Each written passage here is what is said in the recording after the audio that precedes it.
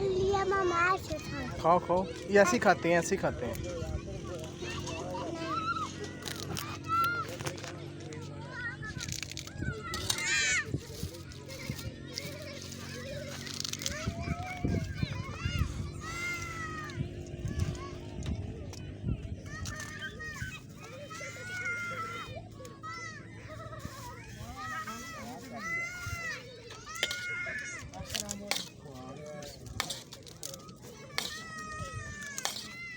कैसा इतवार है?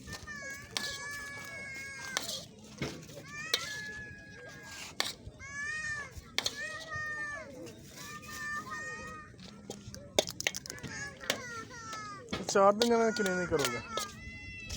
हाँ 4 ही कर दो, मेहमान ज़्यादा हो जाना।